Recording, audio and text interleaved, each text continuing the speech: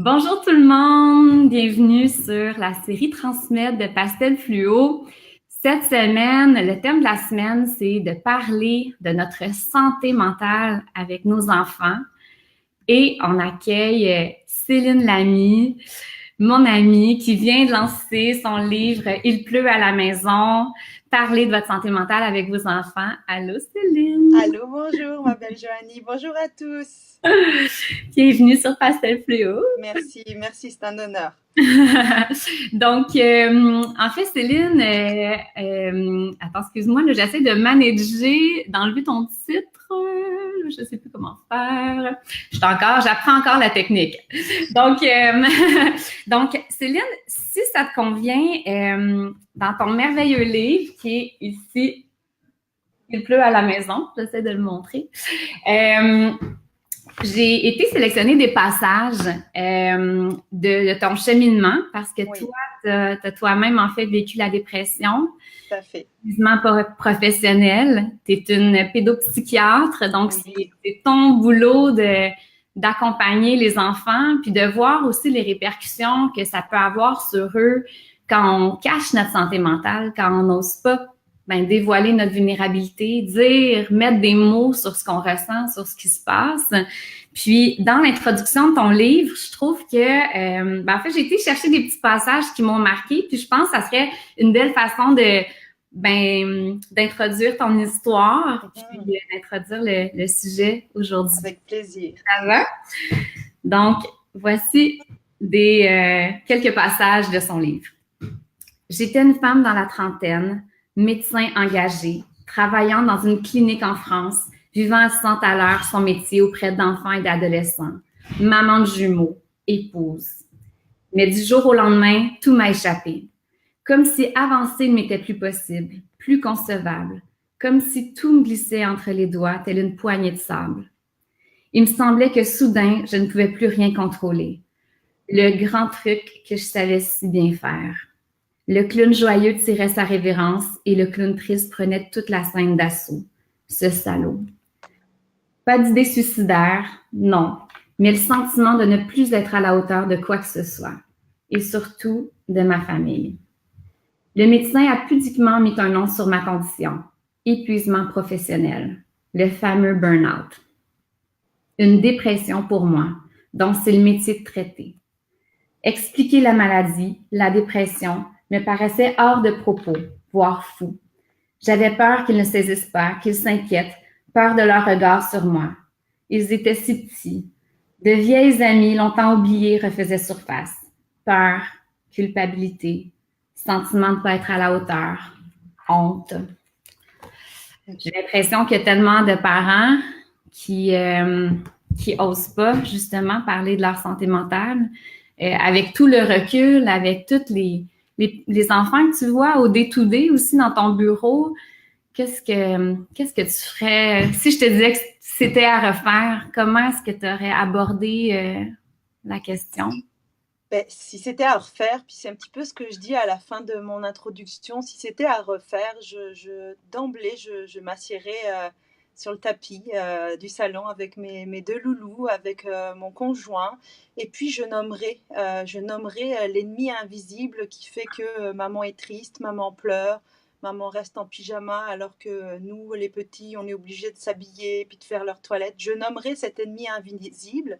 Je dirais que maman est aidée, qu'on sait ce que c'est, qu'elle est prise en charge, puis que c'est ça, oui, je nommerai en fait, je crois que c'est vraiment important, puis j'utiliserai mes mots, mes expressions, puis je m'autoriserai cette vulnérabilité que je m'autorise maintenant, puis j'éviterai d'endosser la cape de super maman, ce qu'on essaye tous de faire, de se dire, ben voilà, je veux me montrer le plus invulnérable possible, mais je crois que c'est plus le message qu'on doit transmettre à nos enfants. Je crois que la vulnérabilité, c'est notre humanité. Il est important d'embrasser nos cicatrices, nos failles, qui font partie de notre beauté, puis de transmettre ça à nos enfants. Toi aussi, tu es vulnérable, faillible parfois, et puis ce n'est pas une autre honte, au contraire, il est vraiment important d'exposer ça au monde, ça fait, pour moi, montrer sa vulnérabilité, c'est vraiment la nouvelle force. C'est vraiment le message que je donnerais à mes enfants si c'était à refaire.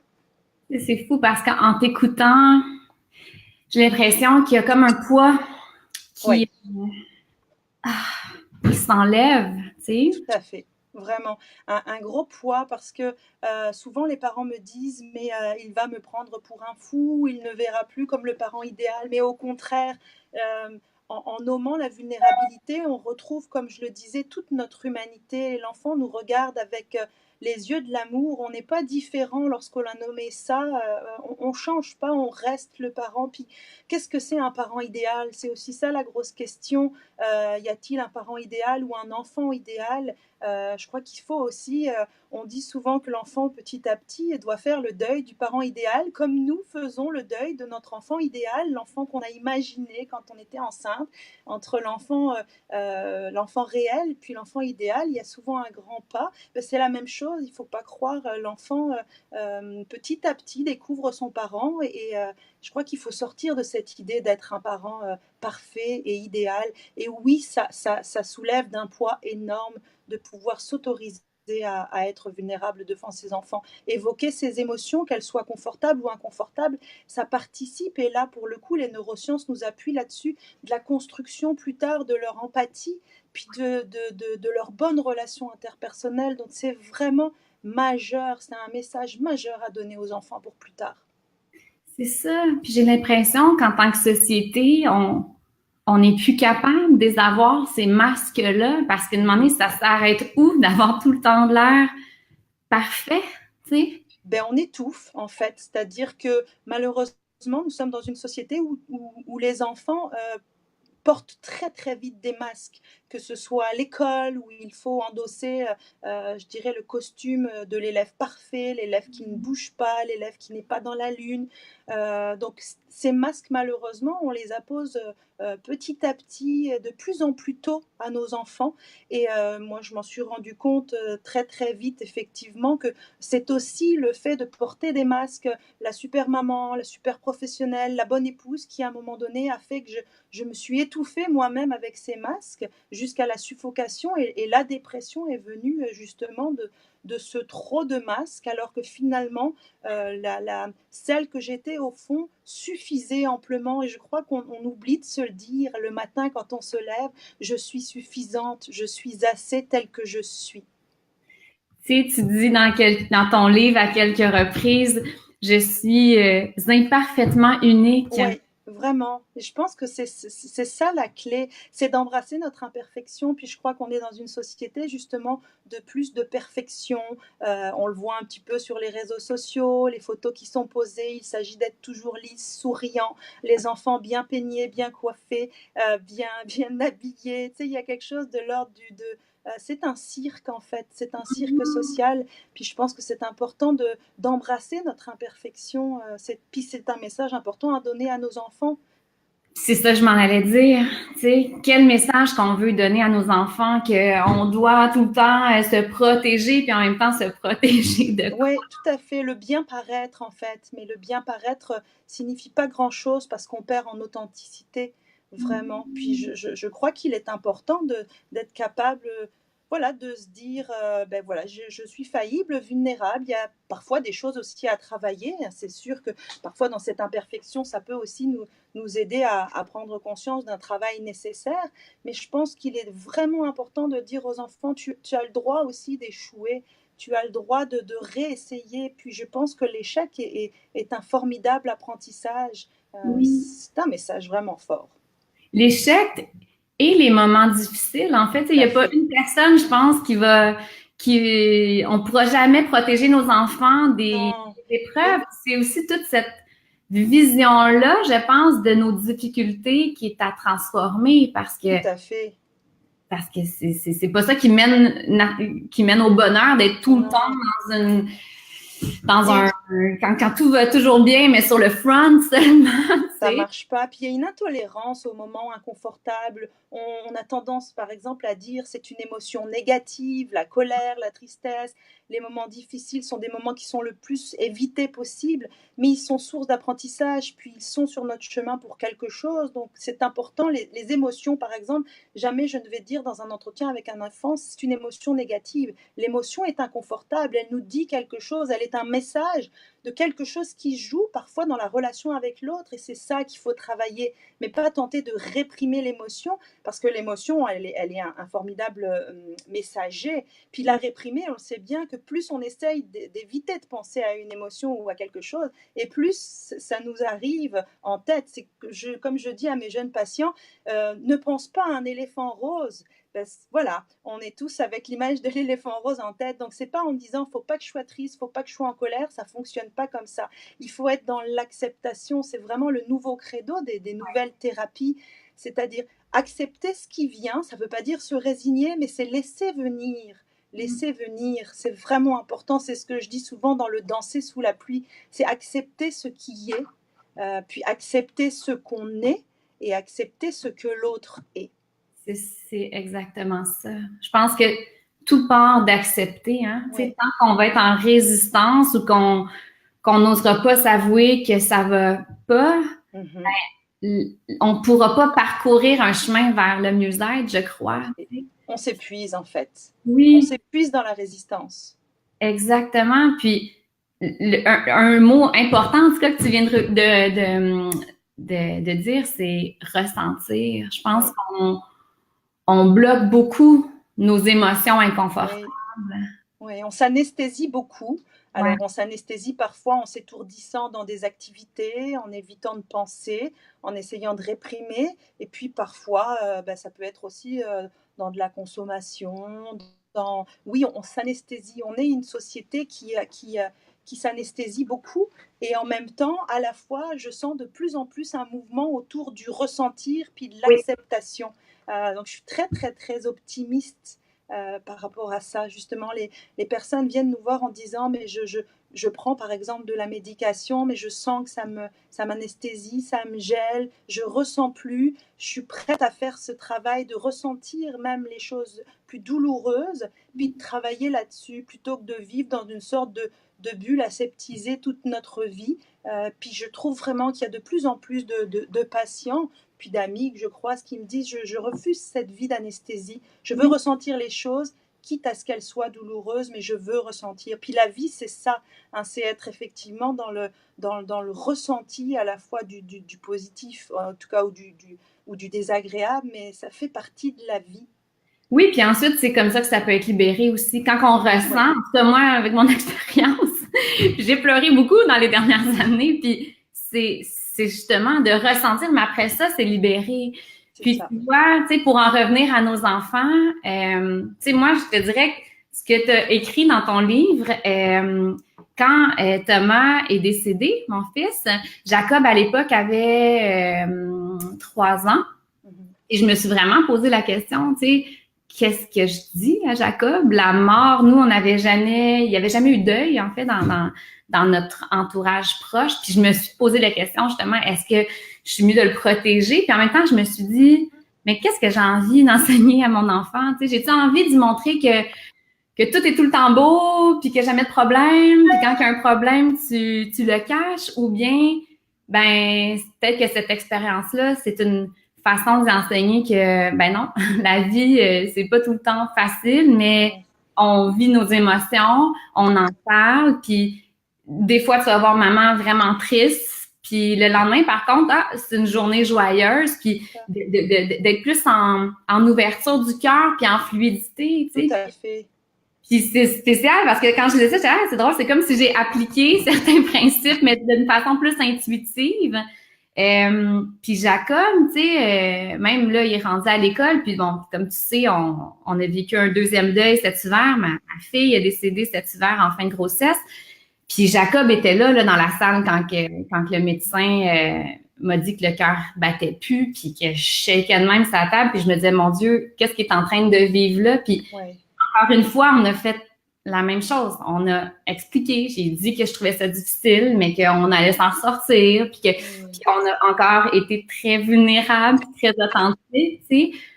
Puis son professeur, l'autre fois, me disait qu'elle trouvait ça incroyable à quel point que Jacob parlait, lui, de la mort d'une façon très transparente, mais il n'est pas affecté négativement parce que Non, je comprends. cette C'est année, pas tabou. C'est pas tabou. Je pense qu'il non. y a aucun tabou en fait autour de tout ça. Je pense que c'est souvent ce que les parents se disent. J'ose pas, je veux pas l'inquiéter. Mais en fait, les enfants n'ont pas cette vision-là des choses. C'est comme lorsque ils accompagnent un parent à l'hôpital, on se dit tout de suite ça va être dramatique, il va s'inquiéter. Si on regarde un enfant qui va voir un de ses parents à l'hôpital, c'est sûr que les adultes ont des têtes extrêmement sérieuses, mais les enfants tout de suite vont investir la chambre en disant tiens, est-ce que je peux dessiner sur ton plâtre ou est-ce que je peux goûter ton super plateau repas. Tu sais, ils sont pas là-dedans, ils portent sur le monde, c'est une des phrases que j'aime beaucoup, ils portent sur le monde un regard sans préjugés. C'est nous adultes qui leur prêtons l'intention ou l'idée parce qu'on est très anxieux, puis on se dit ben voilà, parce que je vis de l'angoisse ou de l'inquiétude, forcément mon enfant va le vivre de la même façon. Les enfants fonctionnent pas du tout de cette façon-là. Il y a beaucoup plus de spontanéité, beaucoup plus de naïveté, mais positive. Et puis c'est ça qu'on a perdu en grandissant, malheureusement. C'est cette spontanéité, cette naïveté de vie-là qui est très positive quand même.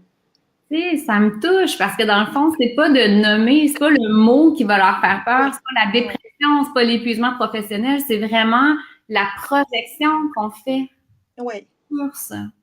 Puis c'est c'est ça. comme d'où l'importance de mettre des mots, Ouais. de ressentir. Dans le fond, les enfants sont pas affectés négativement. Au contraire, Non. je pense que ce qui les étouffe, puis tu le nommes à plusieurs reprises dans ton livre, c'est justement, c'est le fait de leur cacher. Ils savent tout le temps, les enfants sont sensibles, ils ressentent qu'il y a quelque Ils chose. ressentent tout.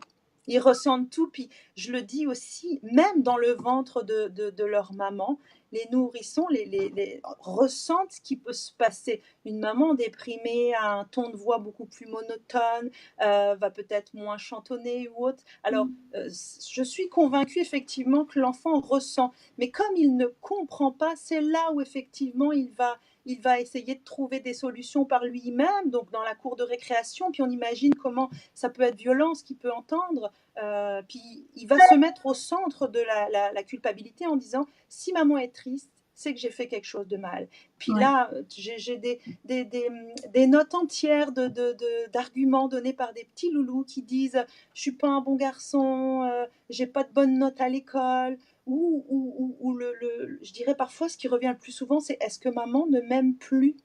Est-ce que maman va me laisser?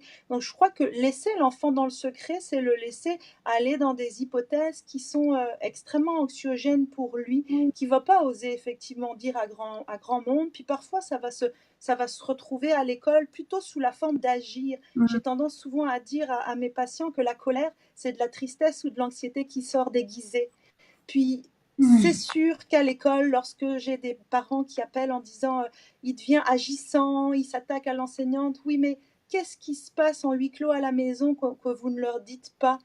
Cet enfant-là a besoin de savoir. On n'est pas obligé de rentrer dans les détails. L'enfant n'est pas un thérapeute ou un confident, mais il fait partie de la famille et en le cachant, on le, on le, on l'isole de la famille. C'est comme si, j'en parlais ce matin avec quelqu'un, c'est comme une sorte de partition de musique, et c'est comme si, en le cachant, le chef d'orchestre disait toi le petit triangle, tu es trop insignifiant, tu ne joueras pas, ou toi le violon, tu es plus petit que le violoncelle, donc on ne veut pas t'écouter. Pour que la partition familiale se joue, il faut que tous les instruments soient accordés, et pour être accordés, il faut absolument que chacun puisse soit au courant de ce qui se joue. Bien sûr, j'insiste en fonction de la sensibilité et de l'âge, pas dans les mêmes détails. Lorsqu'on parle, tout à l'heure, tu parlais d'idées suicidaires. Bien sûr qu'il y a des choses qui ne s'expliquent pas au même âge, mais c'est important de nommer. Je parle toujours de l'ennemi invisible parce que la santé mentale, on est face à des ennemis invisibles. Les enfants ont souvent besoin de voir, souvent quand on a bobo, montre-moi ton bobo. Avec la santé mentale, c'est beaucoup plus compliqué, ça ne se voit pas. Donc, Ouais. étant donné que c'est invisible, il est encore plus important de nommer. Puis tu sais, ce qui résonne en moi en t'écoutant, je me dis, mais de nommer puis d'en parler, c'est de reconnaître toute l'importance de l'enfant dans nos vies aussi. Oui, Tu sais, oui, de leur donner une place, de de leur montrer qu'ils sont considérés. Tu sais, parce qu'on comprend que sinon, ils ressentent que ça va pas, mais qu'on les garde à l'écart pour les protéger. Mais finalement, c'est peut-être plus l'effet contraire dans la réalité que ça fait. Mais en plus, ils se sentent isolés, ils se sentent qu'ils sont pas assez importants. Ils sont tout seuls. Je pense que vraiment nommer les choses, c'est dire à son enfant, tu comptes pour moi. Tu fais partie d'un tout. Puis j'aime beaucoup cette image de la partition de musique. C'est voilà, pour que la symphonie familiale n'ait pas trop de dissonance, c'est important qu'on soit tous accordés à peu près sur le même la. Et je pense que le la, ben, c'est le nommer en fait. Oui, puis c'est vraiment le tu comptes pour moi, tu es important. Sinon l'enfant se dit mais c'est ça, qu'est-ce qui joue et qu'est-ce qui fait que je suis insuffisamment considérée pour que, ben c'est ça, papa, maman semblent vivre quelque chose dans leur coin, puis moi, je suis pas dans la gang, en fait. Donc, c'est douloureux pour eux, très. Vraiment. Puis, dans ton livre, une moment donné, t'expliques des clés, justement. Une fois qu'on nomme, là, puis qu'on décide de prendre ce chemin-là, puis d'être plus en transparence, tu disais en premier, de questionner son enfant sur ce qu'il sait déjà. Tout à fait. Ça, c'est vraiment une première chose importante. Parfois, les parents me disent, je vais lui dire d'un coup. Moi, je trouve qu'il est intéressant de se poser puis dire, voilà, vous avez peut-être remarqué qu'en ce moment, il se passe des choses pour papa ou pour maman. Puis, qu'est-ce qui se passe selon vous? Qu'est-ce qui se joue? Qu'est-ce que vous ressentez? C'est important de faire un questionnement un petit peu passif et on est souvent très, très, très surpris. Les parents me le disent souvent avec beaucoup d'émotion, certains en s'effondrant, de me dire, mais je n'imaginais pas qu'il avait ressenti tout ça. C'est pas, il a compris, mais il a ressenti. Puis à partir de ces ressentis, de dire ah ok, tu as ressenti ça, ben, tu avais bien raison. Il est important de valider le ressenti des enfants parce qu'en niant justement, ça aussi c'est très important, en niant ce qui se joue, on nie le ressenti de l'enfant et à terme c'est des enfants qui doutent profondément de ce qu'ils ressentent dans les relations interpersonnelles. Puis qui vont parfois être très confus. Je ressens un malaise avec mon ami ou mon enseignante, mais est-ce que je peux m'y fier alors que ce qui se passe à la maison, je ressens des choses, mais maman me dit que le ciel est bleu. Donc finalement, est-ce que je peux me fier à mon ressenti? Donc voilà, c'est important d'abord effectivement de les questionner sur qu'est-ce qu'ils ressentent, qu'est-ce qu'ils ont ressenti, de valider ce ressenti-là, puis ensuite de nommer. Hein, j'insiste, de dire bah, effectivement, il se passe quelque chose. Alors après, certains parents préfèrent nommer le nom de la maladie, d'autres disent voilà, c'est quelque chose qui se passe dans mon cerveau. C'est propre à chacun et je fais très attention dans le livre à pas donner de formules toutes faites parce que comme je le dis, j'insiste sur le fait que nous parlons avec notre vulnérabilité, nos propres émotions et nos propres mots. Et c'est pour ça aussi qu'il est important que ça vienne, si possible, du parent ou d'un des parents très proches parce que l'enfant va reconnaître le style du parent et c'est quand même quelque chose de difficile. On s'entend à entendre, à dire. Puis c'est important que ce soit le parent qui porte ça avec son émotion. Puis son cœur. Et son cœur, oui, exactement. C'est comme de descendre au niveau du cœur, je trouve. Exactement, son cœur. Puis, alors souvent les gens me disent, bah oui, mon émotion, mais moi j'ai peur de craquer, de pleurer, puis ça va être dramatique. Mais justement, l'idée c'est pas que ce soit dramatique, mais de pleurer, est-ce un problème en soi? Justement, ça fait partie de la vulnérabilité. L'enfant va être touché par l'authenticité, puis va se dire, je suis digne de cette confiance que maman me donne ou papa me donne de parler de ce qui se passe pour lui. L'enfant, c'est un formidable exemple. Donc oui, il peut arriver qu'on pleure et qu'on craque. Puis il est important dans ce cas-là d'être avec quelqu'un. Mais pleurer en soi devant son enfant, si on lui explique d'où est cette tristesse, c'est pas un problème du tout. Parce que sinon, qu'est-ce qu'on lui dit? Pleurer, c'est moche, pleurer, c'est sale, pleurer, c'est... Enfin, je pense pas que ce soit quelque chose à transmettre à nos enfants pour plus tard. Non, c'est ça. C'est de les programmer de la bonne façon. Exactement, de les laisser être. On voit l'impact de nos programmations que nous, on a reçues par la société. Donc, c'est de reprogrammer une génération un peu plus consciente. Tout à fait, tout à fait. Puis de pas se sentir... de pas se sentir infaillible ou je pense que c'est ça, juste se laisser être et laisser venir ce qui est. C'est ça. Puis se laisser être, ben moi personnellement en tout cas, quand quelqu'un devant moi me dévoile sa vulnérabilité, ose être profondément elle-même avec toute son humanité, toutes ses forces et sa vulnérabilité, c'est comme si le contact, justement, il se fait au niveau du cœur, tu sais. Le contact, il est là. On le sent quand il y a des masques, on le sent quand on peut pas percer la personne, puis au final, en tout cas, moi, personnellement, ça m'intéresse pas. Là, Mais c'est ça, on a le goût d'aller plus loin, mais après, ça dépend de la défense de l'autre. Mais je suis d'accord, oui. la vraie relation, elle se passe pas autour de cette sphère-là. On n'est pas dans le cérébral, on est vraiment dans quelque chose de plus cellulaire. Tu parles du cœur, mais on est vraiment là-dedans. C'est important. Puis quand tu dis, quand on rencontre quelqu'un, j'en parle beaucoup à chaque fois que je rencontre quelqu'un, mais sur le bonjour, ça va, il y a un mot, hein, j'en parle souvent, qui en Afrique du Sud est employé quand on croise quelqu'un, on lui dit Sabowana, ça veut dire je te vois tel que tu es. Je trouve ça tellement beau. Puis lorsque on répond pas salut, ça va, on répond Sigboa, puis ça veut dire lorsque tu me regardes, tu me fais exister. Puis pour moi, c'est ça la vraie rencontre. C'est de cœur à cœur, puis d'humanité à humanité, et pas de masque à masque. Non, c'est ça. Puis, une fois qu'on commence à faire ce ménage-là, tu sais, moi, c'est sûr que les deuils ont amené beaucoup de développement personnel, spirituel et tout.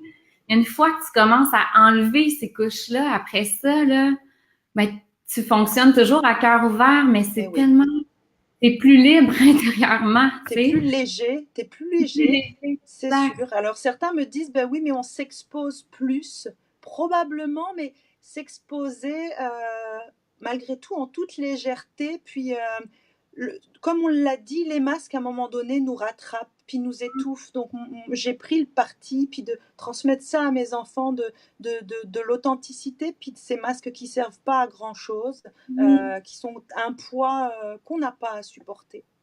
Non, puis tu sais, même je regarde toi, ta démarche, tu sais, je pense que là, 10 ans, 15 ans, on n'aurait pas entendu de médecin vraiment se dévoiler comme tu le fais, parce que tu sais, tu parles de vulnérabilité, mais tu es la première, en fait, à faire le chemin Ben toi-même. oui, oui, Pour moi, oui. là, ben, tu sais, je te l'ai souvent dit parce qu'on est des amis, mais pour moi, t'incarnes la médecin du futur, la médecin qui allie justement tout ça, qui allie toute son humanité, mais qui n'est pas juste derrière un titre, tu sais, mais Ouais. qui vient vraiment embrasser tout ce qu'elle est, puis Ben, je pense que c'est important d'utiliser, je dirais, justement cette vulnérabilité. En tout cas, c'est comme ça que je considère mon métier.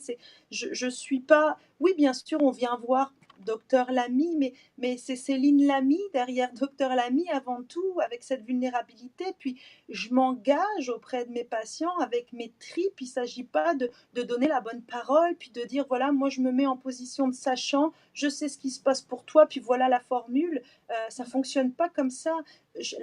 La guérison, pour moi aussi, du patient vient de la qualité de cette relation avec le thérapeute, pas uniquement du psychiatre, mais du thérapeute. Puis au-delà du thérapeute, le mieux-être vient de ce qui se joue de façon authentique dans une relation, j'en suis convaincue. Donc si je peux participer chaque jour à transmettre à mes patients le fait que oui, il y a des choses difficiles, mais cette vulnérabilité-là, c'est aussi une force, ben, c'est vraiment le message que je veux transmettre et je lâcherai rien de ce côté-là. merci Céline. Puis là, Merci à on toi. pourrait parler tellement de plus de choses Oui, parce que oui, oui. tout dit, là, mais c'est normal. Mais en fait, tu sais, ton livre, pour moi, c'est vraiment une thérapie, puis plein d'outils. Juste pour parler un petit peu de la façon qu'il est fait, il y a des cas cliniques, Oui. il y a des réflexions, Oui. tu viens démystifier aussi des mythes, tu viens relever des évidences, Oui. le côté scientifique aussi à plusieurs endroits. J'adore la dernière partie parce qu'en fait, là, on n'en a pas parlé beaucoup, mais tu dis quand on est rendu à en parler avec nos enfants, c'est de développer aussi des stratégies ensemble, tu sais, donc c'est comme une affaire de famille, tu sais. Ben oui, c'est ça, on est tous ensemble. C'est comme une petite armée, mais une armée bienveillante pour que ça fonctionne. Puis oui, c'est important, si on parle d'une armée, ben, que chaque petit soldat soit informé de ce qui se passe puis et son rôle. Puis j'insiste malgré tout sur le fait que l'enfant ne doit pas être parentifié, ni Non. le thérapeute, ni le confident du parent. Mais oui, c'est important de développer des stratégies. Si une crise arrive, qu'est-ce qui va se passer? Qui va prendre soin de toi si maman est hospitalisée?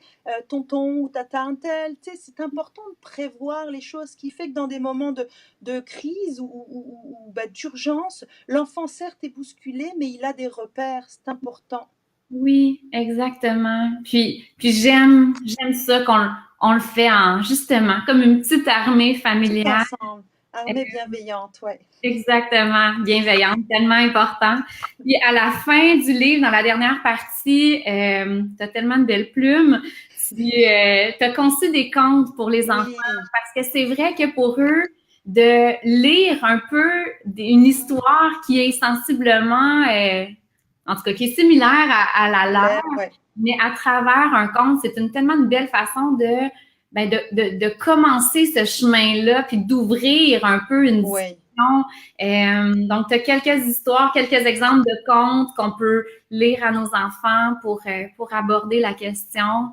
Peut-être qu'on pourrait finir, tu sais, quand tu m'as écrit ce que je souhaite transmettre, tu prenais beaucoup l'image de danser sous la pluie. Oui. Je ne sais pas si vous le voyez, là, mais regardez comment c'est beau, la page couverture. J'essaie de me, c'est On un, le voit bien, on le voit bien. c'est ça, c'est tellement magnifique. Puis, pour reprendre tes mots, tu disais danser sous la pluie, c'est accepter ce qui est. Danser sous la pluie, c'est accepter ce que l'on est dans toute notre vulnérabilité, embrasser nos failles, nos cicatrices, les ourlets d'or. Je trouve ça tellement beau. Danser sous la pluie, c'est regarder l'autre pour ce qu'il est, le faire exister. Je trouve ça tellement beau. Je trouve que ça résume notre discussion. Ah oui, merci Joanie. Ce magnifique livre. Je vais mettre aussi le lien dans les commentaires là, du Facebook Live. Merci, mon ami. Merci mon ami. À très bientôt. Merci à tous de votre écoute. Puis à bientôt. Oui. Osons la vulnérabilité. Merci. Bye tout le monde. Bonne semaine. Bye. Bye.